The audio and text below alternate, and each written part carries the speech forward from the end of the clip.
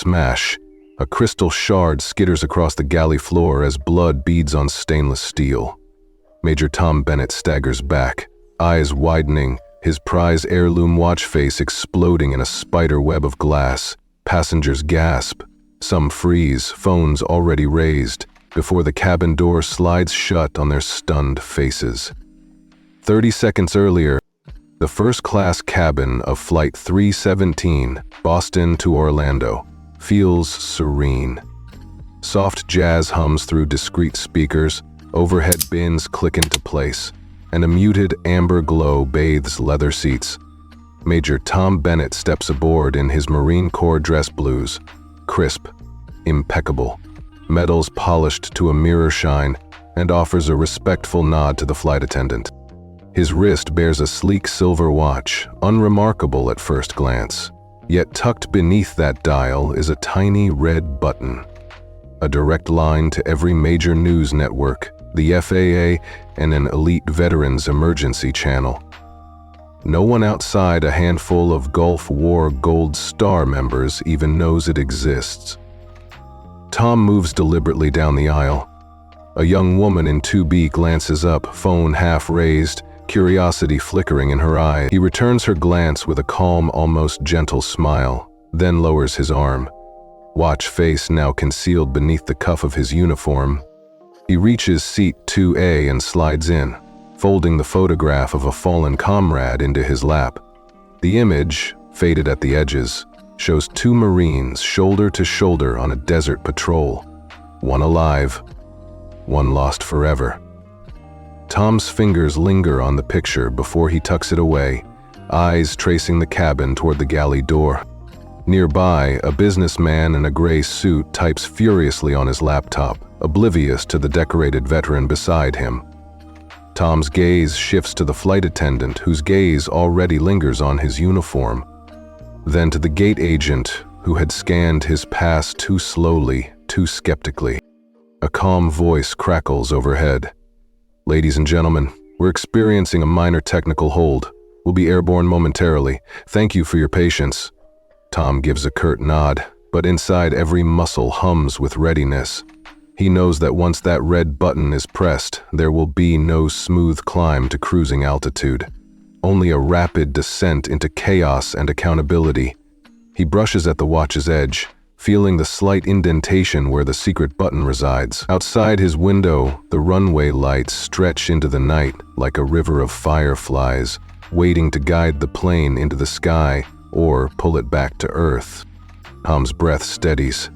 In this hushed cocoon of leather and light, he carries more than medals and memories.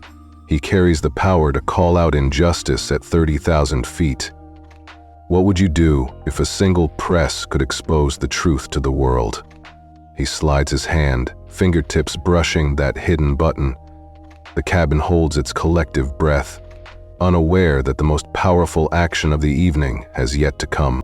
Tom settled into seat 2A with a quiet gravity, the soft click of the buckle echoing in the hushed first-class cabin. He unbuttoned the left breast pocket of his Marine Corps dress blues and drew out a faded photograph. The edges were curled and creased by time. Two young Marines standing shoulder to shoulder under a desert sun. Faces alight with camaraderie. One of them was Staff Sergeant David Ramirez, his closest friend in the 1st Marine Division. The other was himself, younger by 30 years and less burdened by loss. He studied that photograph the way a reader returns to a favorite passage, searching for comfort in familiar words. David's grin was wide, the kind of easy smile that came before dawn patrols and long convoys through sandstorms. Tom remembered the cold bite of morning air, the clank of gear straps, and the dull roar of engines as they rolled out of the compound. He closed his eyes, and for a moment he was back in Kuwait. Scent of diesel oil heavy in the air, the horizon a mirage of heat. Fumbling only slightly, he tucked the photo back into his pocket and smoothed the ribbon of the Purple Heart pinned above it. That medal had replaced his own uniform decorations more often than he liked to admit. It bore the scar of that firefight in Fallujah when shrapnel tore into his thigh and left him grateful for a second chance at life. Next to it gleamed his Bronze Star and Combat Action Ribbon, tokens of survival in the face of ambushes, of the weighty honor of serving alongside men and women who trusted him with their lives. At 68, his hair was more salt than pepper, trimmed close by military regulation. His back was straighter than most men his age could manage, testimony to decades of training and discipline.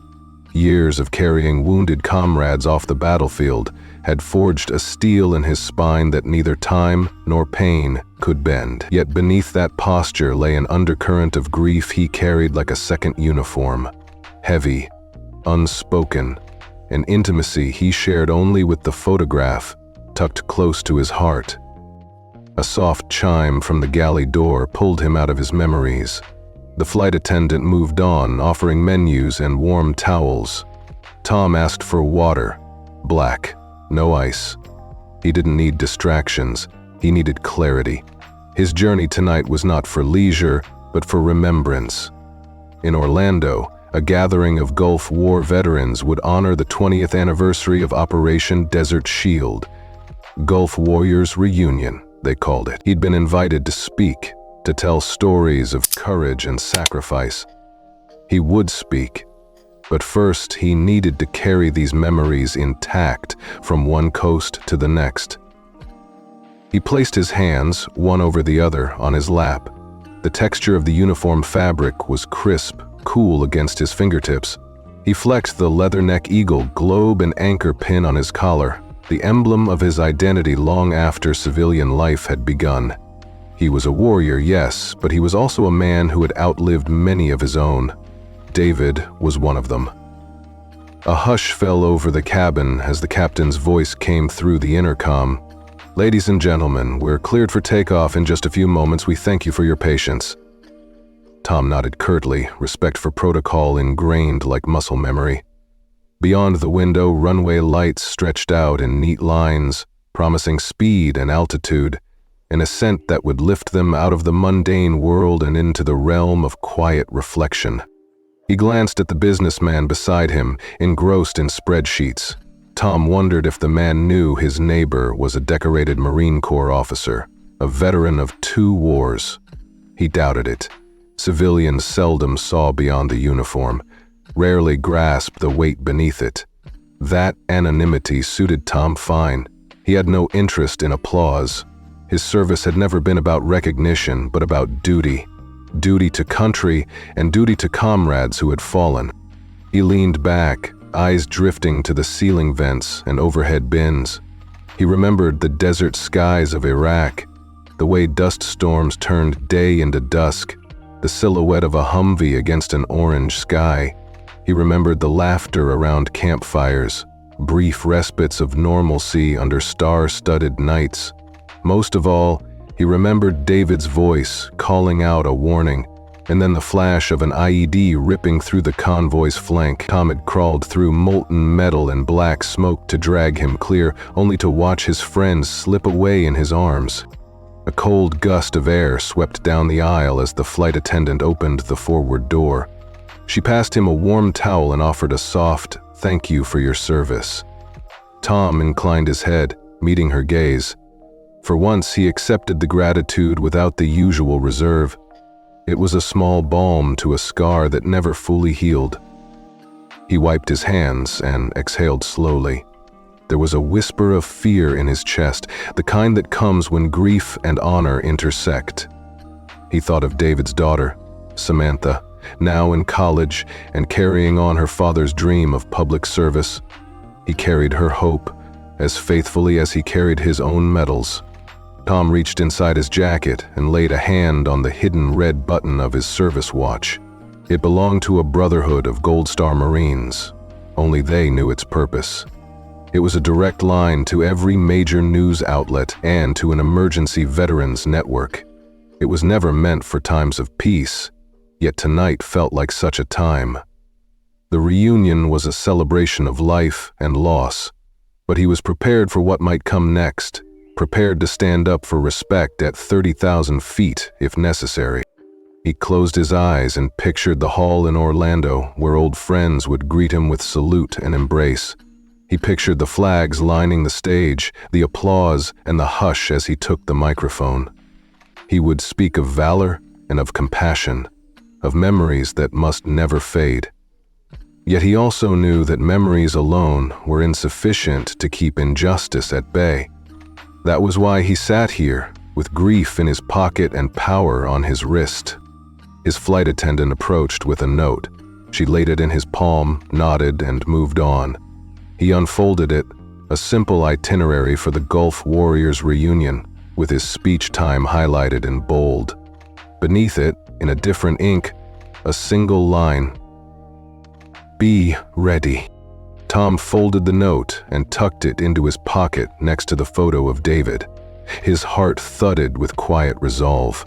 This flight would carry him toward both remembrance and reckoning. He adjusted his cuff one more time, brushing the watch's face until he felt the slight dip of the hidden button. As the engines roared beneath them and the plane surged forward, Tom settled in for the climb. He stared out the window at the runway lights disappearing behind him, taking the memory of David with each foot of ascent. The journey ahead would demand both courage and discipline, the very virtues he'd honed through decades of service. And somewhere beneath that calm facade, a promise gleamed. He would honor every fallen comrade, and if injustice struck, he was ready to answer the call, on the ground or in the sky. In the quiet of first class, Tom Bennett carried the weight of war and the hope of justice. His next act would speak louder than any medal ever could. Major Tom Bennett stepped off the jet bridge into the cavernous terminal at Reagan National Airport and paused, taking in the soft glow of overhead lighting and the gentle bustle of travelers. It was late. Most flights had already departed, and the lounge chairs stood half empty. A few families clustered near the windows, staring at taxiing aircraft, while business people dragged rolling suitcases toward distant gates. Tom adjusted the strap of his duffel bag and straightened the creases in his Marine Corps dress blues. The medals on his chest reflected a quiet pride: Purple Heart, Bronze Star, Combat Action Ribbon. To him, they represented memories of courage, loss, and comradeship. But tonight, those medals were just another uniform. He approached Gate A-17, where Flight 317 to Orlando flashed on the digital display. A slim gate agent, no more than 30 years old, sat behind a counter stacked with boarding passes and promotional pamphlets. As Tom stepped forward, she glanced up, her expression polite but unreadable. "Good evening, sir," she said, voice courteous but detached. "Good evening," Tom replied, extending his boarding pass. She took the card and scanned it with brisk efficiency. Once, twice, her eyes flickering to his uniform and then back to the screen. The scanner beeped, but she hesitated before returning the pass. Tom noticed the slightest narrowing of her eyes, as if she were solving a puzzle. "Everything seems in order," she said, handing back the card. "Enjoy your flight." He nodded, offering a brief "thank you," and started down the jet bridge. But the moment he passed her, he caught her eyes drifting toward him again. Behind him, a group of white passengers in business attire moved through without a second look.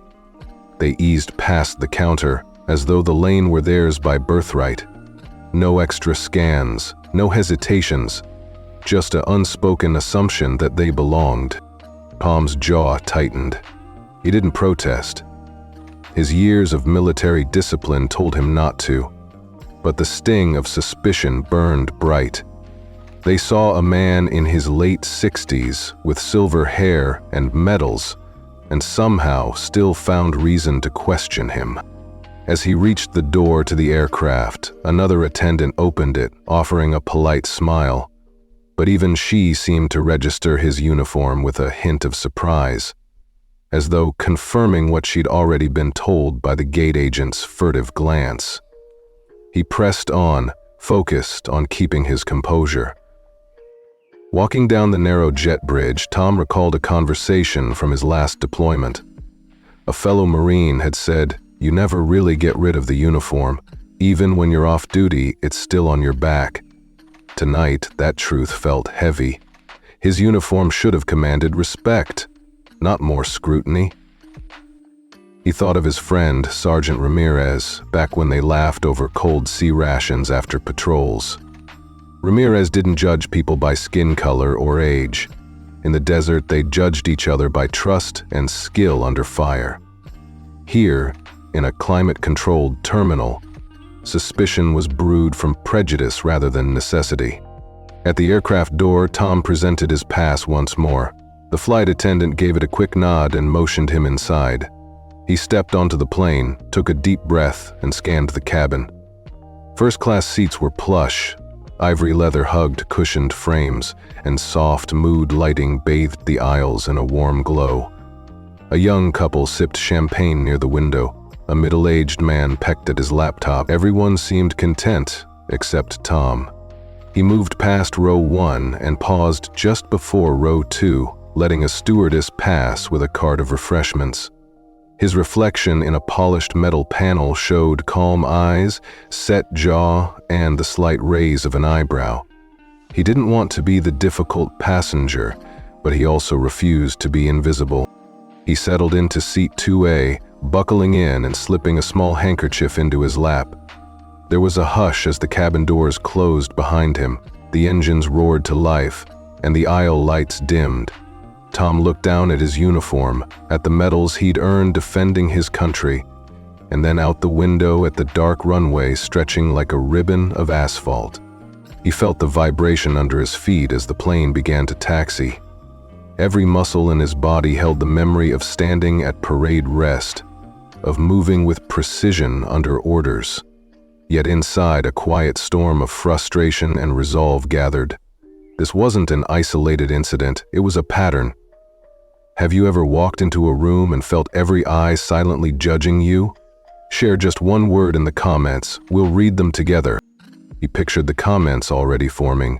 Yes, often, unfair. That small interaction would crease the viewer's mind, connecting personal experiences to his story.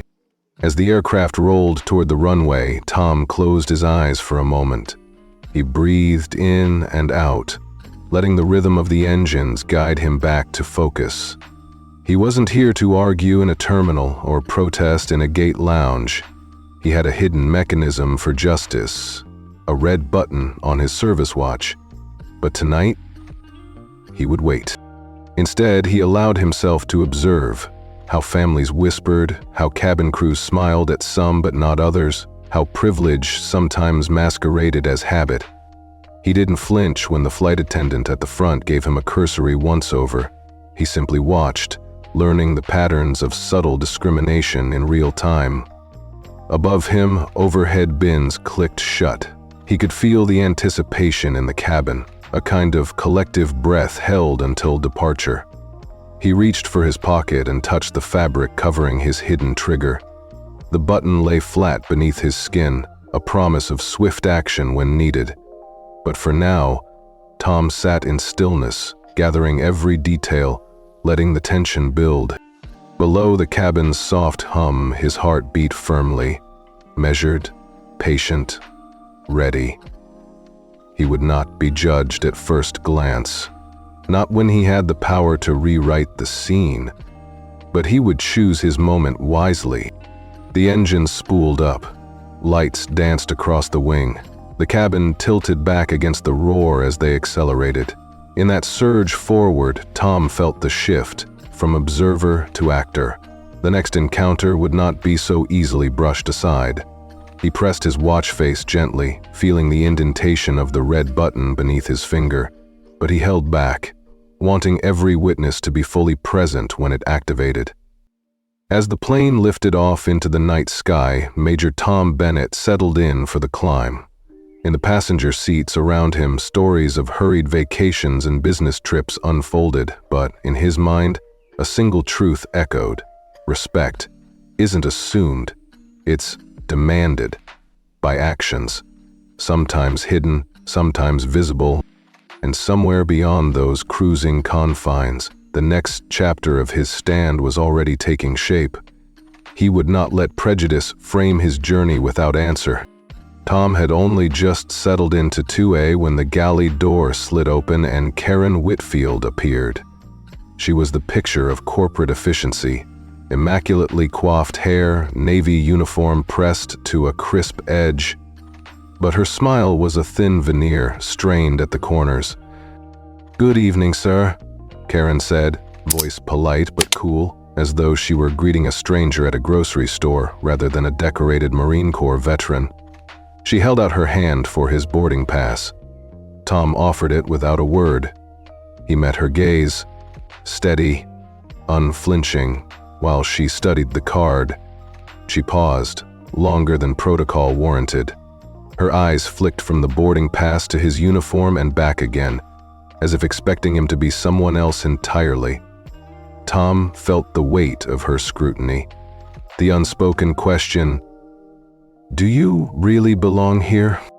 "First class is this way," she announced, nodding toward the front cabin with clipped courtesy. But her tone carried something darker, skepticism laced with entitlement. He noted the slight tilt of her chin, the way her lips pressed together before she forced that rehearsed smile. Tom slipped past her, pausing long enough to glance into her face.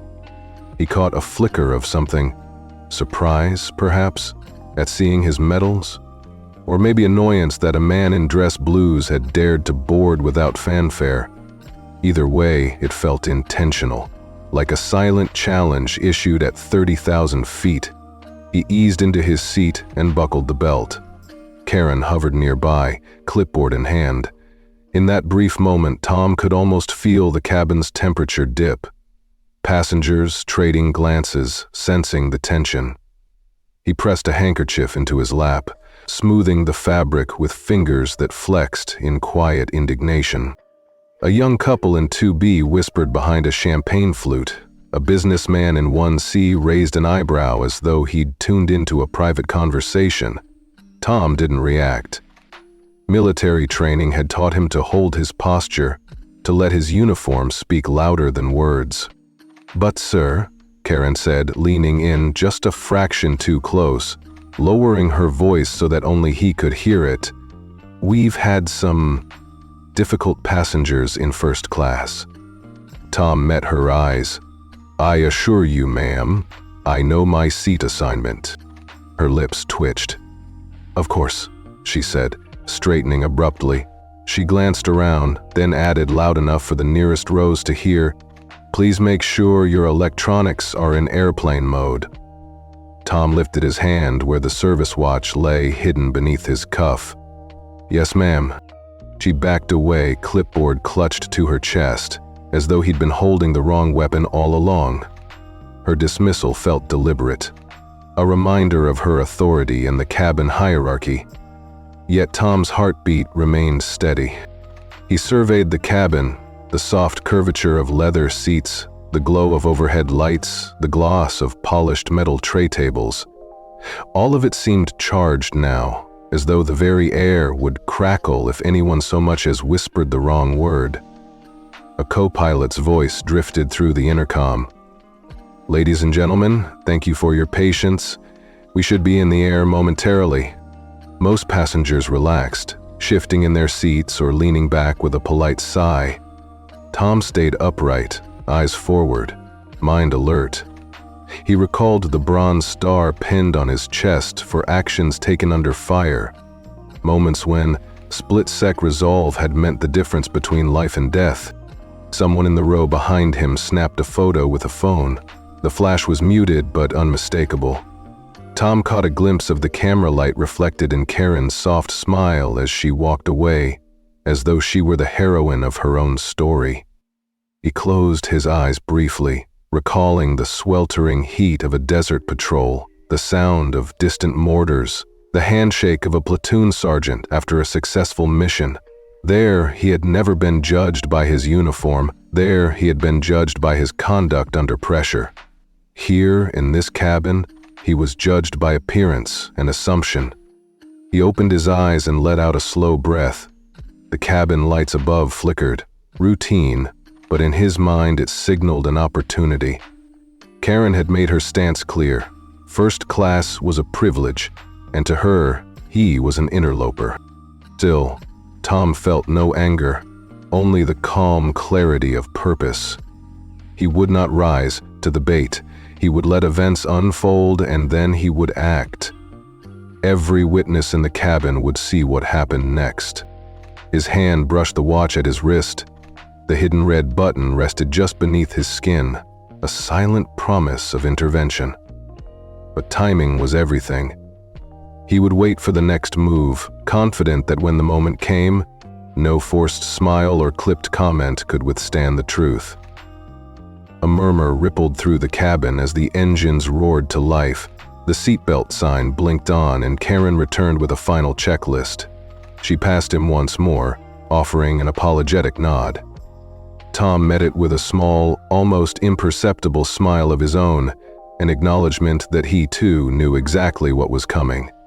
As the plane accelerated down the runway, Tom settled back into his seat, mind sharpening. Above the roar of liftoff, he whispered to himself, "Show your hand when the time is right." First class might have its rules, but Major Tom Bennett had a different agenda. And the real test, one that even Karen Whitfield couldn't anticipate, was still ahead. The cabin's gentle hum felt distant the moment Karen Whitfield stepped into Tom Bennett's personal space. He had just settled the overhead bin door with one hand and was reaching for a magazine when she appeared, clipboard in hand and lips pressed into a tight line. "Sir," she said, her tone low but cold, "you'll need to remain seated until we reach cruising altitude." Tom's brow furrowed. He'd complied without question so far, shown his ticket, respected her authority. But this blanket command came with a glare that made him feel anything but safe. "I understand," he replied evenly, "but I need to adjust my position." Her jaw tightened. Before he could finish, she shoved him with both hands. The force was deliberate, more than necessary to maintain order. Tom stumbled sideways, his elbow catching on the stainless steel edge of the galley wall.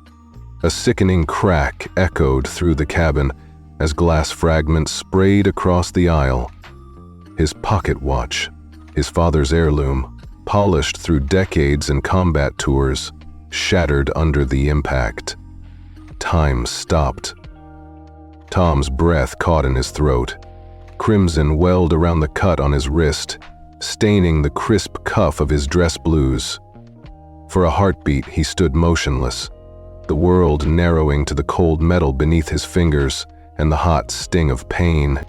Passengers gasped, some rising from their seats, all eyes drawn to the scene unfolding. A mother clutched her child, her lips moving in a silent prayer. A businessman dropped his briefcase lid, the sharp clack punctuating the tense hush. Even Karen paused, her clipboard lowered as she realized the gravity of what she'd done. Tom reached into his breast pocket and withdrew a white cotton handkerchief. His fingers trembled ever so slightly as he pressed it against the gash, blinking back a rush of anger that threatened to sweep him away. This wasn't just a mistake. It was assault on trust and courtesy. "'Kay, Karen,' he said, voice steady despite the ache. "You just pushed me into that wall." She opened her mouth, perhaps to apologize, but found no words. Instead, she glanced at the shattered watch face on the floor, cracked glass spiderwebbing outward from its center. The family heirloom that had ticked through every milestone of his life lay broken, its red button dislodged. Whispers rippled through first class. Phones emerged, cameras trained on Tom's blood-stained cuff and on Karen's ashen face. He pressed the handkerchief harder, willing himself to remain calm. 30 years in the Marines had taught him that an unchecked reaction could escalate a situation beyond repair. Moments stretched. Karen's shoulders drooped as she realized the plane, her domain, had become the very arena for the injustice she'd tried to impose. A flight attendant from row 1 hurried forward, eyes wide with concern. "Sir, are you all right?" she asked, kneeling beside him. Tom nodded, glare shifting to his fellow attendant. "I'm fine," he said softly, though the pain burned deeper than the wound. But this was unprovoked. The attendant reached for the intercom handset. Tom quickly shook his head. He didn't want to broadcast pain, yet. Not until he'd gathered every witness, every camera angle, every detail that could hold the airline accountable. He straightened, gripping the seat back for support, then sat down. Red droplets dotted the pure white leather of his seat. Each one felt like a testament, proof that he'd been targeted, that uniform and valor meant nothing to someone blinded by prejudice. Karen stood by the galley doorway, arms crossed, voice brittle. I thought you were causing a scene." Tom met her gaze unwavering. "The only scene here is your assault." Heat rose in Karen's cheeks. Shame or anger, it was hard to tell.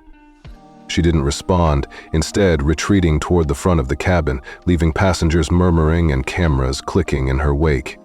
Tom unwrapped the handkerchief and placed it firmly around his wrist.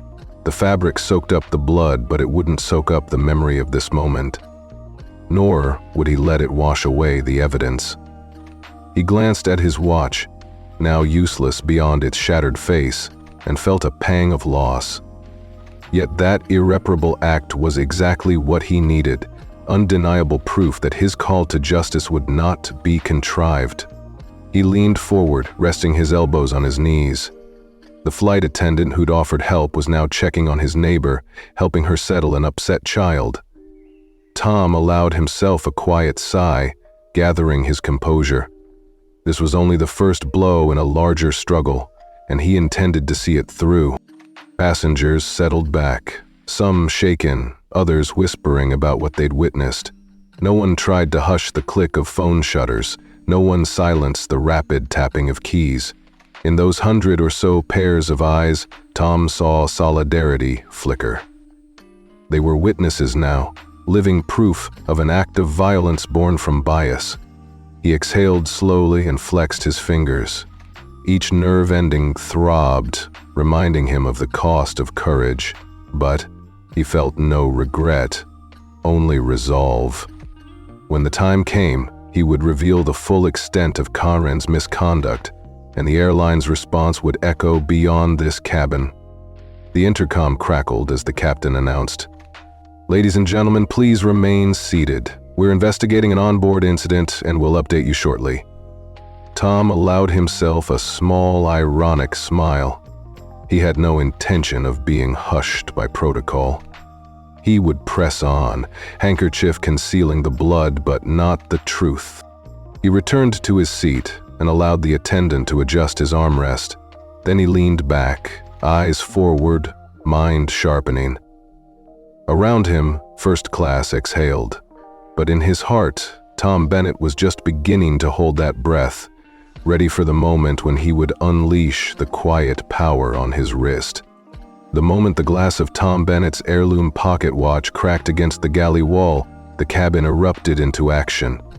Phones whipped out of pockets and purses, their tiny LED lights pulsing as passenger after passenger fumbled to start recording.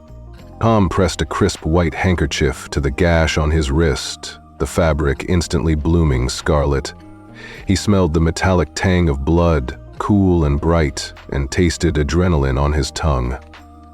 Every line in his uniform felt amplified, the sharp fold of his Marine Corps dress blues, the gleam of his combat action ribbon, the weight of his Purple Heart.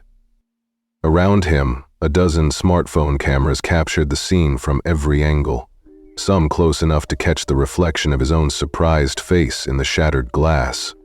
A woman in row 3 reached over her seat back, whispering into her phone, "He's bleeding.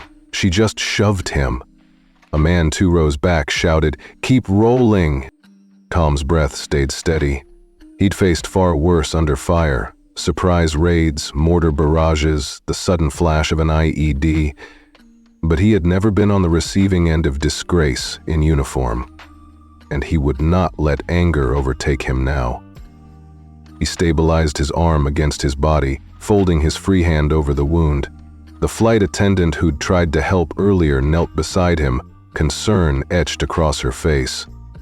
Tom offered a slight nod, then lifted his voice so the cabin could hear. "I did not touch her," he declared, each word measured and calm. The hush that followed was more powerful than any outburst. In that instant, every witness in first class understood there was no ambiguity, no question of who was the aggressor. Smartphones stilled for a beat, then resumed clicking, the memory cards recording not only the wound but the dignity above it. A teenage girl leaned forward, her phone trained on Tom's uniform. Beside her, an elderly couple exchanged worried glances, the husband's lip trembling. The couple 2 rows back whispered among themselves, "He's a hero, God bless him." Tom set the handkerchief aside and reached into his jacket pocket. With deliberate care, he removed his business card, Colonel Tom Bennett, U.S. Marine Corps, and held it aloft. "If you're recording this, please share the truth," he said, voice firm. "No edits, no cuts. Let them see exactly what happened." In response, the cabin's atmosphere shifted. It wasn't voyeurism anymore, it was collective resolve. A soft murmur of agreement rose, like the opening notes of a national anthem. He secured the handkerchief around his wrist, knotting it tightly enough to stem the bleeding, but loosely enough to keep his fingers free. The wound throbbed, reminding him of the cost of this stand, pun not lost on a man who had paid far more for his country. From the corner of his eye, Tom caught Karen Whitfield's reflection in a polished armrest. She stood apart, brow furrowed, clipboard abandoned. Her uniform felt suddenly heavy, her authority eroded by every frame of video being uploaded in real time to social media. Tom tilted his head, meeting her gaze without malice. "You'll have to answer for this," he said quietly, but loud enough for passengers nearby to hear. "Every viewer will want to know why you chose violence over courtesy." Passengers around him nodded, some offering supportive smiles.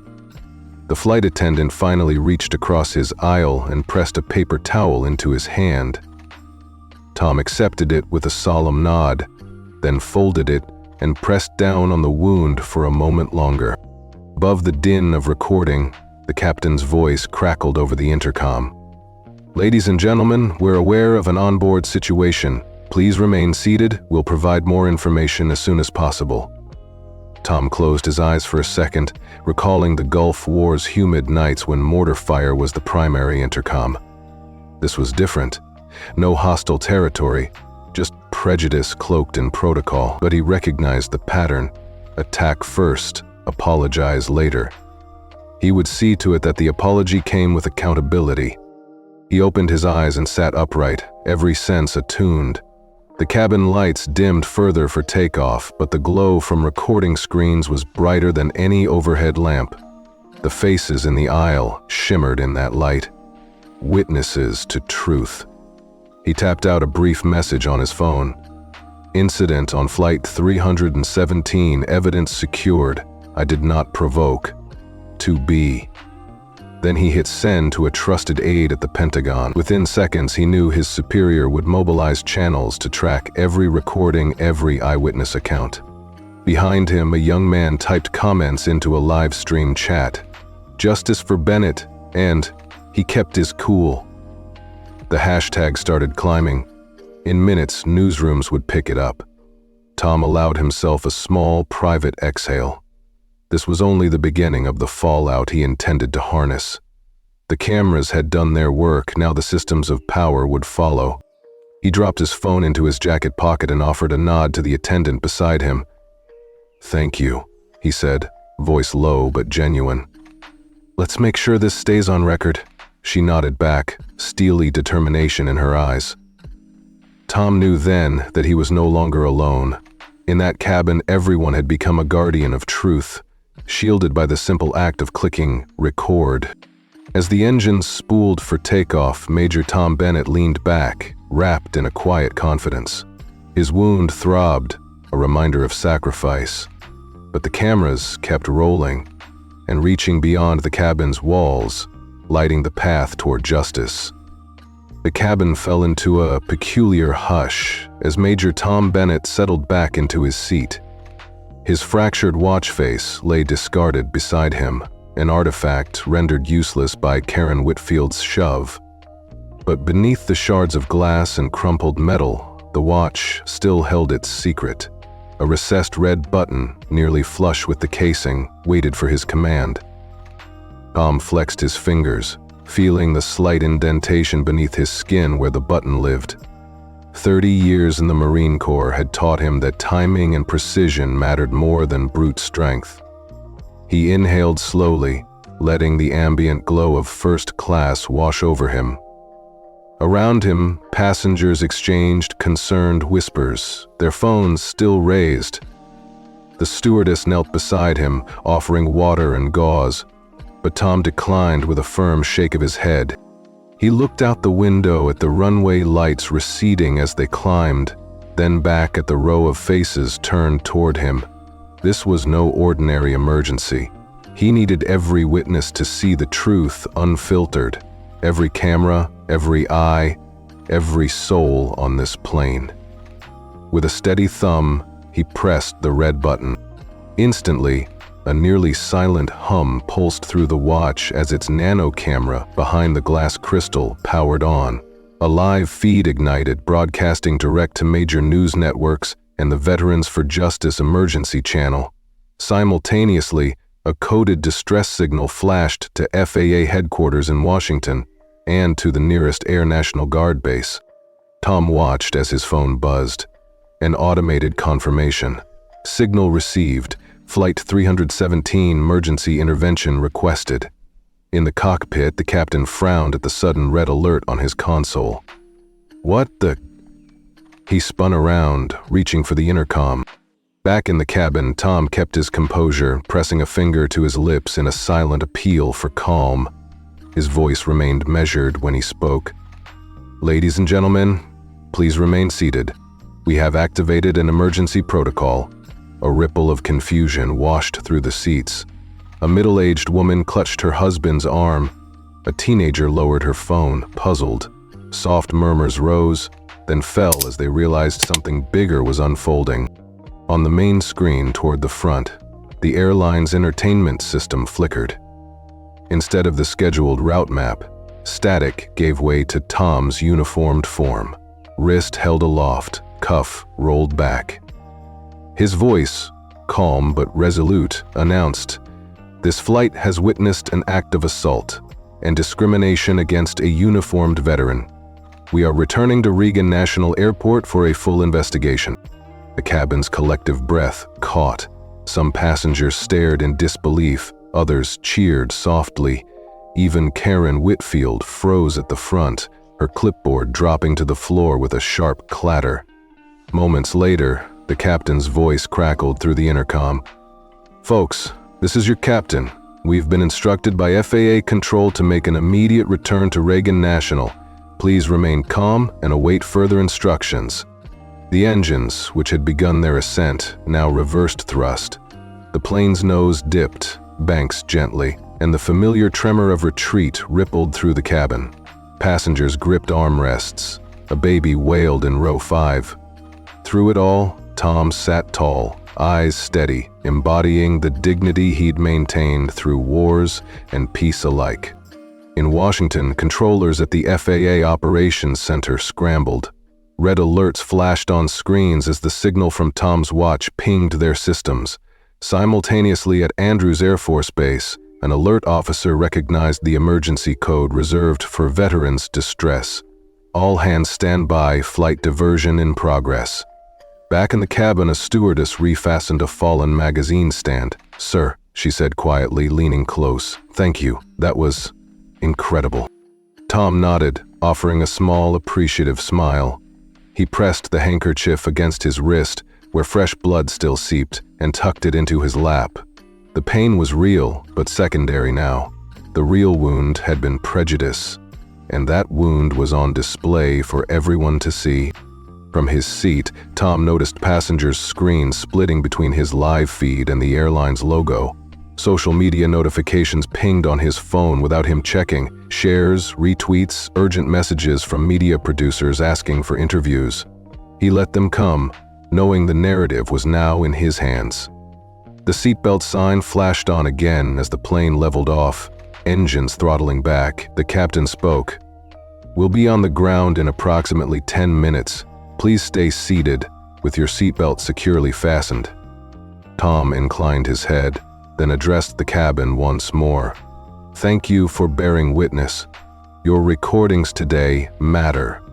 For me, and for every veteran who's faced discrimination. When we land, I'll make sure your statements reach those who need to hear them." A man in row 3 raised his phone high and shouted, "We've got you, Colonel!" A ripple of applause followed. Tom allowed himself a genuine smile, the first since boarding. He pressed his hand to the button spot beneath his cuff as if feeling its weight once more. The moment had been precise, surgical, quiet, but undeniable. No public relations spin could erase 30 seconds of unedited truth. Outside the window, the runway lights pulsed closer, welcoming them back. Karen Whitfield remained at the galley doorway, her posture slumped, eyes downcast. Tom met her gaze, offering neither apology nor anger, just unwavering resolve. As the wheels kissed pavement and brakes whispered under carriage friction, Tom's mind raced ahead to the next phases: investigations, media interviews, policy changes. But for now, he allowed himself to simply breathe. He closed his eyes for a moment and whispered, "Mission accomplished." The plane taxied to a halt, doors opened, and the cabin erupted into quiet cheers and murmurs of support. Major Tom Bennett lifted his hand, waved small but confident. Tonight, one press of a button had grounded a jet and launched a reckoning that no spin or apology could undo. The jet came to a halt at the gate amid a flurry of flashing cameras and whispered conversations. Major Tom Bennett remained buckled in his first-class seat, watching as the cabin crew and security officers moved through the aisle with deliberate calm. He could feel every eye on him, the still humming cameras, the breathless anticipation of passengers who knew they were witnessing something historic. A stern-looking man in a dark suit stepped forward, the airline's regional director of customer experience, his badge reading Evelyn Carlton. She carried a leather-bound folder stamped with the airline's logo. Next to her, a junior executive held a stack of brochures offering first-class compassion packages and lifetime priority status.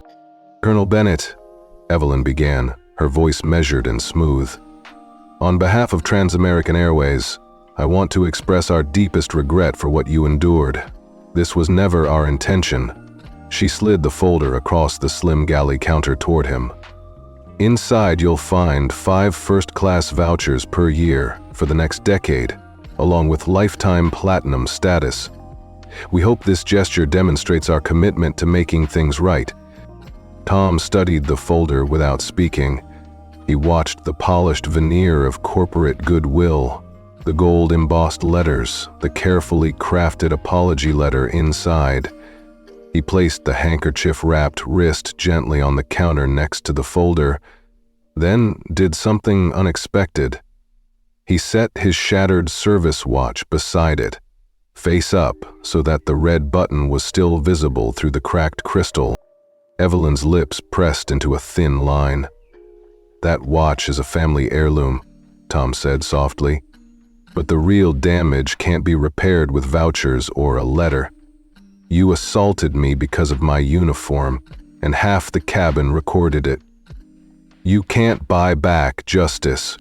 He cleared his throat. "Please understand, Colonel. We see this as a misunderstanding, an unfortunate series of errors. No one intended to discriminate against you. If you could accept our package, we'd like to settle this amicably and get everyone back on schedule." Tom's knuckles whitened around the counter's edge. he felt a quiet fury rise in his chest, an anger born of decades serving his country only to be treated as a nuisance in the air. His voice was calm but resolute. This wasn't an error, it was a choice you made.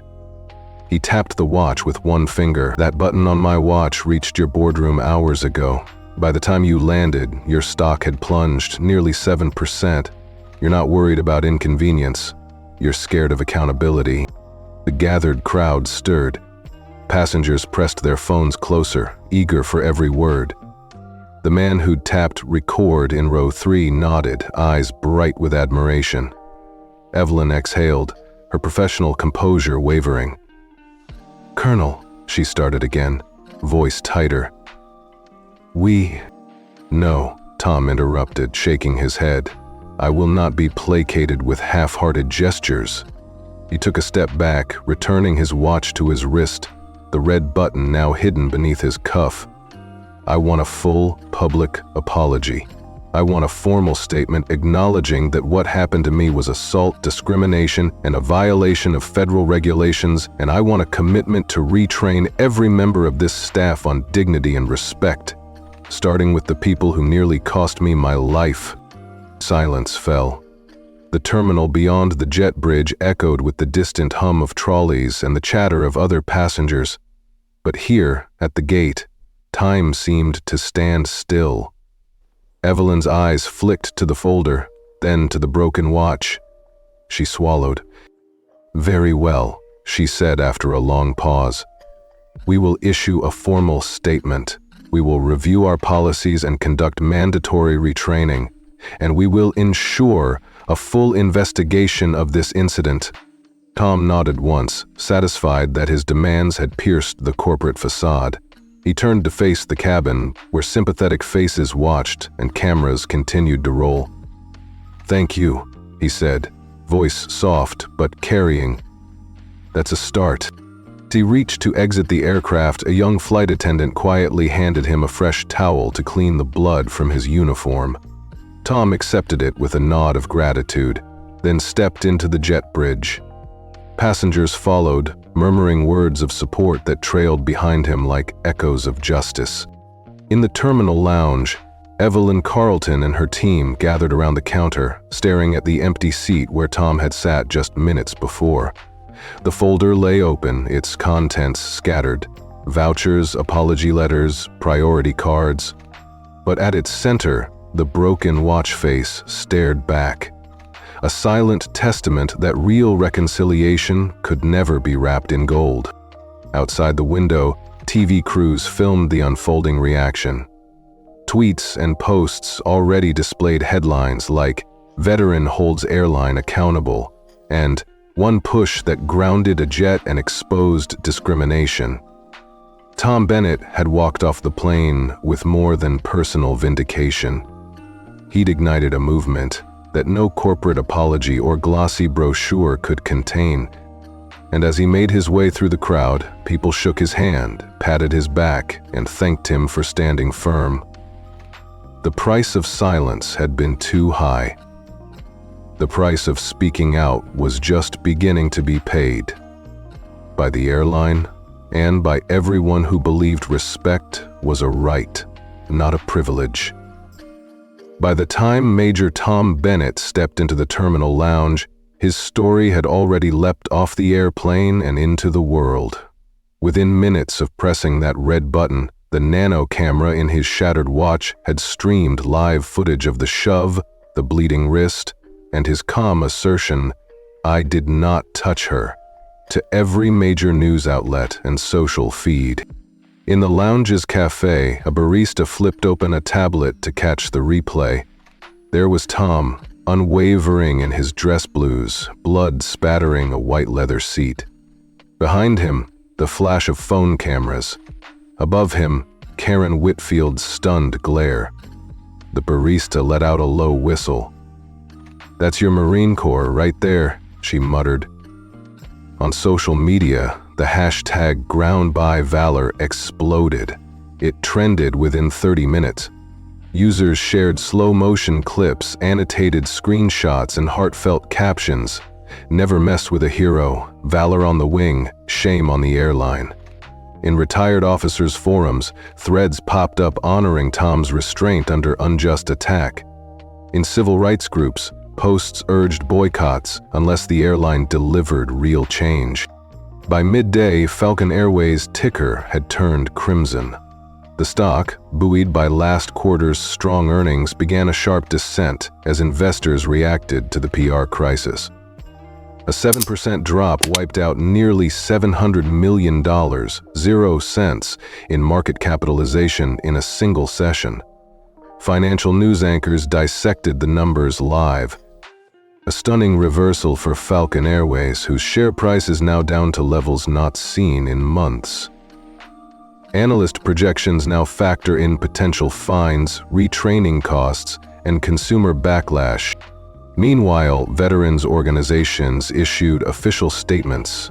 The Marine Corps League saluted Tom's courage and urged airlines to adopt zero-tolerance policies. The American Legion called for federal oversight of passenger treatment. Civil rights leaders, from national chapters of the NAACP to grassroots advocates, praised Tom's measured response and demanded a full reckoning. Tom sat alone at a corner table, nursing a black coffee and checking his phone. Notifications buzzed, interview requests from cable news, private messages from fellow veterans, alerts from his Pentagon aide confirming that the Department of Transportation had opened an inquiry. His heart swelled at the solidarity pouring in, but he allowed himself only a quiet nod. He reflected on every camera that had turned toward him, every passenger who had borne witness. That network of citizens behind their lenses had become an unstoppable force. He thought of the mothers and daughters watching at home, women aged 55 to 75 who treasured dignity and fair play, and felt their collective support like a warm tide lifting him. A notification chimed, drafting policy change memo for airline board. It was from a friend in the Civil Rights Division of the DOT. Tom tapped out a brief reply. "Thank you. Let's ensure this isn't just talk." He sipped his coffee and scanned the airport's megascreen, where a financial ticker scrolled updates. Falcon Airways 7.02%. Passengers paused to read, exchanging glances that said, "That just happened."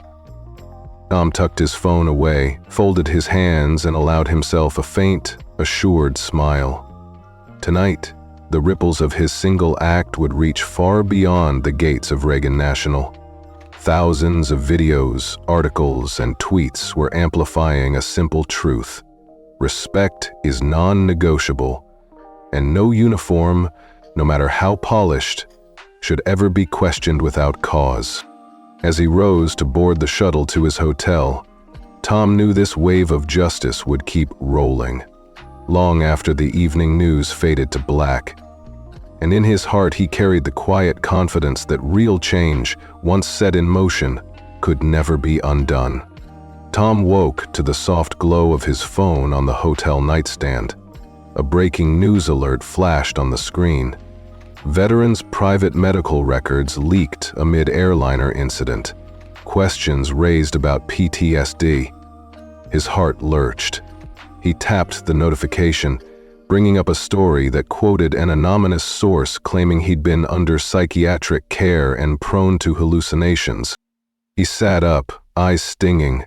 The cafeteria's quiet hum outside his door felt miles away. Images of therapy sessions, those sterile rooms and clinical questions invaded his mind.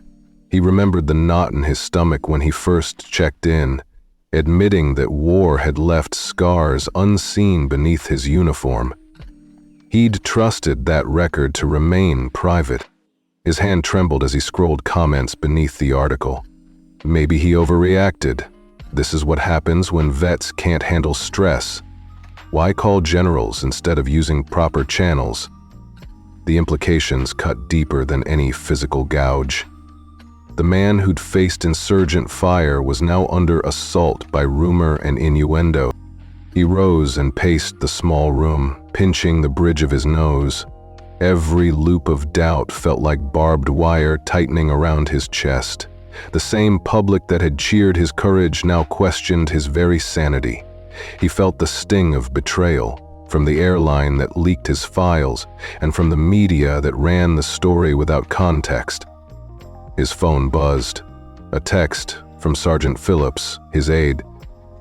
"Everyone here supports you, sir. Don't pay attention to the noise." Tom exhaled, but relief dissolved when he noticed no further replies. The group chat had gone silent, his fellow veterans reluctantly stepping back, wary of association. He opened another message, an alert from his daughter Aisha. "Dad, people at school are sharing that article. They say I'm from a crazy family." His chest tightened. He'd shielded her from danger on the battlefield, but this smear invaded their home life. He stared at the text, shame and anger mingling in his gut. Danielle, his sister, called next. Her calm voice trembled with worry. "Tom, I'm so sorry. I wish I could help." He forced a small laugh. "It's not your fault. They're trying to rewrite everything I stood for." But even as he said it, the doubt flickered. Had he been reckless? Had his fight done more harm than good? A notification from Lieutenant General Harrison blinked. "They're playing dirty. Legal and PR teams mobilized against you. Brace for more leaks." Tom's jaw clenched. The man whose voice had grounded the plane now warned him of a darker campaign. He felt the weight of every unnamed attorney and paid consultant circling to tear him down. He sank onto the edge of the bed, head in his hands. The uniform he'd worn with pride felt like armor too heavy to carry. Memories of dusty foxholes and long patrols felt distant, now replaced by a sense of isolation deeper than any desert night. He had hit the lowest point. In the silence, he heard his mother's voice. "Stand tall when it matters, Tommy." That refrain had propelled him through firefights. He clung to it now, against this unseen enemy. He wiped a hand across his eyes and reached for his phone. This fight had begun with a shove at 30,000 feet, and it wouldn't end in whispers of doubt. He opened his draft memo to counsel, a plan to expose the airline's leaks, to demand accountability from the DOJ, to rally veteran groups publicly once more. His fingers danced over the keys, forging a counterstrike of truth, backed by legal action and first-hand testimony. Rising, he donned his dress blues again, medals gleaming in the soft hotel light. They bore the weight of real service and sacrifice, not gossip and smears. He straightened his posture, feeling the same calm resolve that had guided him from the cockpit to the cabin. As he stepped out into the hallway, Tom glanced at his reflection in a mirror. The lines on his face told of battles both won and painful. His eyes were tired but clear. He had fallen before and risen again. This was no different, only another front in a campaign for justice. With measured steps, he headed toward the hotel restaurant, where reporters might be waiting. He would face them head-on, truth in hand. The storm of defamation had gathered its darkest clouds, but he was determined to push through the downpour and stand in the light. In the days following the airline's forced retreat, Tom Bennett found himself surrounded not by solitude, but by solidarity. It began with a message from Master Sergeant Terrence Jackson, a retired Marine who'd once served under Tom in Fallujah. Jackson's text was simple: "I've got your 6. Call me." When Tom returned the call, Jackson's gravelly voice brimmed with urgency. He had something to share. An email chain from within the airline's training division. That evening, Tom sat in a quiet conference room at the hotel, the folded printouts spread before him. Jackson pointed out directives instructing cabin crews to apply greater scrutiny to any passenger matching certain suspicious profiles. Profiles thinly veiled descriptions of non-white travelers in premium cabins. The memo's author, a mid-level operations manager, had detailed plans for behavioral profiling designed to minimize liability, not to protect passengers. Then came the pilot's affidavit. Captain Richard Stevens, who had flown the very flight in question, agreed to go on record. "I witnessed the way Colonel Bennett was singled out," his statement read. "We were trained unofficially to flag and question certain passengers before boarding. I refused to participate after that incident." His words carried the weight of 18 years in the cockpit, and Tom felt the compassion behind each typed line. Next, a young flight attendant named Maria offered her testimony. She had downloaded internal chat logs showing crew messages riddled with derogatory jokes about those people who think they belong up front. Her screenshots painted a picture of systemic bias, messages dismissed by management as harmless banter, never disciplined or removed. With that evidence assembled, Tom felt a surge of purpose. The betrayal of trust, a veteran assaulted in uniform, was no longer an isolated act. It was the symptom of an ingrained policy. His hand trembled only slightly as he gathered the documents. In that moment, he was not alone, but part of a network of truth-tellers. He reached out to Elijah Montgomery, the civil rights attorney who'd offered to represent him pro bono. Over a secure video call, Montgomery reviewed the evidence and nodded gravely. "This goes beyond personal injury," he said. "We have grounds for a class action suit." Tom agreed without hesitation. He filed his discrimination lawsuit the next morning, naming both Karen Whitfield and Trans-American Airways as defendants, and demanding corporate accountability, policy reform, and a court-supervised diversity training overhaul. Word of the suit spread quickly. Headlines proclaimed, "Veteran fights back and shadows of profiling exposed." But beyond the press, Tom heard from veterans of all branches. They shared their own stories of being questioned or dismissed, of uniformed service that meant nothing to strangers. In emails and calls, they offered resources, shared legal contacts, and even organized support rallies at airline offices. On the day the lawsuit was filed, Tom stood outside the federal courthouse in full-dress blues. The morning sun caught his medals as he addressed a crowd of reporters and fellow veterans. He spoke of honor, courage, and the duty to defend not just the country but the values it stood for. Behind him, a line of supporters held signs reading, "Respect all who serve," and "Justice in the skies." As the doors of the courthouse closed behind him, Tom felt a renewed sense of hope. The allyship of fellow service members, pilots, and airline employees had rekindled his faith in collective action. Together, they had turned a single act of violence into a catalyst for transformation. In that unity, Tom found his strongest weapon, the unwavering voice of justice, amplified by a community unwilling to stay silent. The morning sun slanted through the tall windows of the Senate Transportation Committee hearing room, illuminating a long mahogany table where Colonel, now Brigadier General, Tom Bennett sat in full dress uniform. His medals caught the light. The Purple Heart glowed like a beacon, the Bronze Star ribbon a solemn stripe across his chest. Around him, veterans and civil rights leaders lined the gallery, their presence a living testament to the issues at stake. Senator Eleanor Washington, chair of the committee and no relation, rapped her gavel. "This hearing will come to order," she announced, her voice firm and measured. "We are here to examine allegations of discrimination and assault aboard Flight 317 and to determine what legislative remedies may be necessary to protect passengers in our nation's skies." She turned to Tom. "General Bennett, you have endured a personal violation in uniform, yet you stood your ground. Please recount your testimony for the record." Tom rose, posture immaculate. He spoke succinctly, recalling the shove, the shattered watch, and the emergency protocol he'd activated.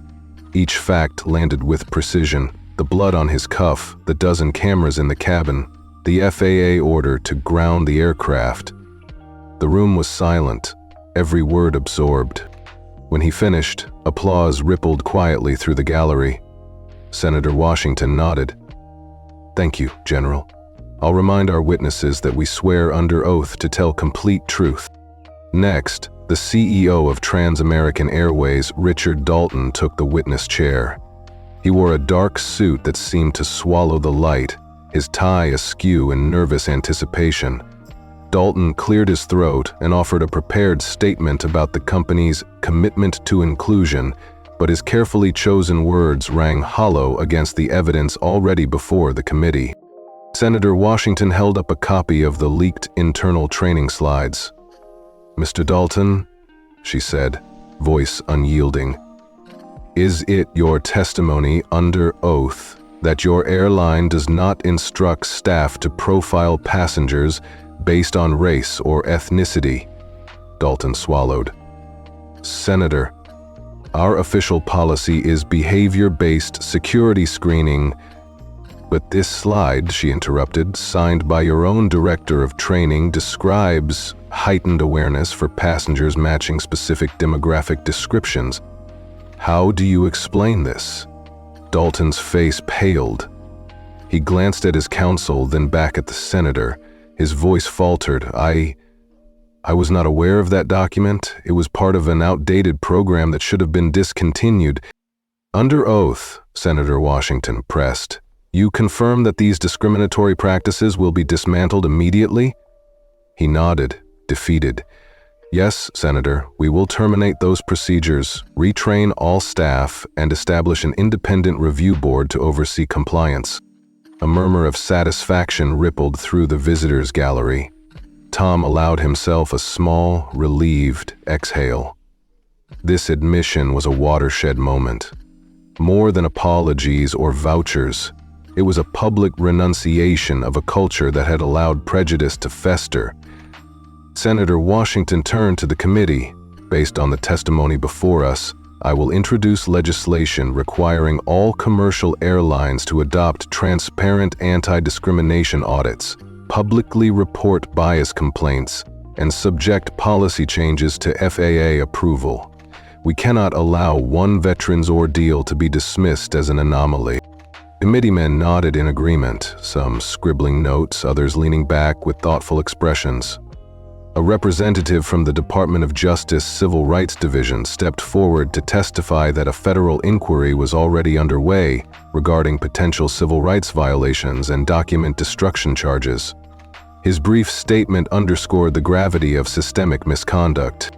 Throughout the hearing, cameras captured every reaction. Tom's calm confidence, Dalton's growing discomfort, senators charting a new course for policy. For once, the performative veneer of corporate spin gave way to raw accountability. At the hearing's close, Senator Washington addressed Tom directly. "General Bennett, your courage in standing up for your rights, and for all passengers, has led us here today.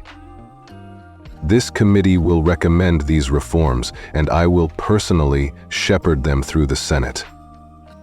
Tom rose again. His voice was steady but warm. "Thank you, Senator. I fought for my country because I believed in its promise of equality. I stand here today because I believe that promise must extend to every flight, every cabin, every fellow citizen." The room broke into genuine applause. Tom felt a swell of emotion, not pride in personal victory, but gratitude for collective action. Outside the hearing room, reporters queued at microphones, flashing lights capturing the aftermath. He walked past Dalton's retreating shoulders, earning nods of respect from airline employees who had chosen to testify against their own company. On the steps of the Capitol, Tom turned to face cameras one last time. A news anchor's hand reached toward him with a microphone labeled C-SPAN. The general spoke clearly. "I stand confident that today's outcome proves one thing. When truth is recorded and witnesses refuse to stay silent, justice will follow." As he strode away, veterans fell into step beside him, their presence a shield of solidarity. In his heart, Tom knew the road ahead. Legal battles, policy wrangling, cultural change would not be easy. But the hearing had seeded hope that American skies could become a space of genuine respect for all who board. For the audience in homes across the nation, the story of Flight 317 had transformed from a shocking injustice to a symbol of accountability, and for Tom Bennett, silent hero of First Class, it was validation that standing firm can initiate real, lasting change.